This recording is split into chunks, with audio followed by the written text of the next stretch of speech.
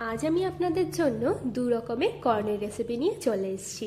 By the way, আমি আপনাদের Trisha and welcome to my channel Trisha's tasty ট্রিটে।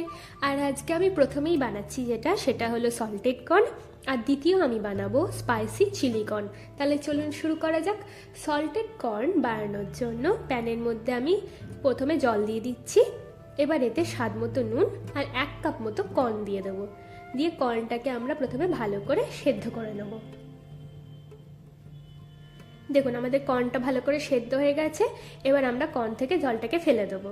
এবার একটা প্যানের মধ্যে 1/2 চামচ বাটার দিয়ে বাটারটাকে ভালো করে গলে যাওয়া পর্যন্ত অপেক্ষা করব। এবার এর মধ্যে হাফ কর্ন দিয়ে দিচ্ছি, দিয়ে ভালো করে আমরা একটু প্রথমে ভেজে নেব। দিয়ে এতে স্বাদ মতো নুন আর 1/4 চামচ মতো গোলমরিচের গুঁড়ো দিয়ে ভেজে নিলেই কিন্তু আমাদের সল্টেড কর্ন একদম রেডি। এবার আবার প্যানের মধ্যে আমি 1/2 চামচ মতো বাটার দিয়ে বাকি কর্নটা দিয়ে দিচ্ছি, দিয়ে হালকা ভেজে নিয়ে নিচ্ছি।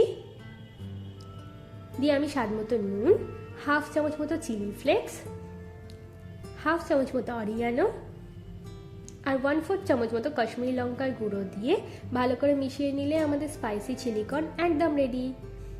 এবার আমরা দুটো কর্নই সার্ভ করে দেবো। আমার ভিডিওটি যদি আপনাদের ভালো লেগে থাকে তাহলে প্লিজ একটি লাইক করবেন, প্রচুর শেয়ার করবেন, আর এরকম আরও ভিডিও পেতে আমার চ্যানেলটিকে সাবস্ক্রাইব করবেন। নমস্কার।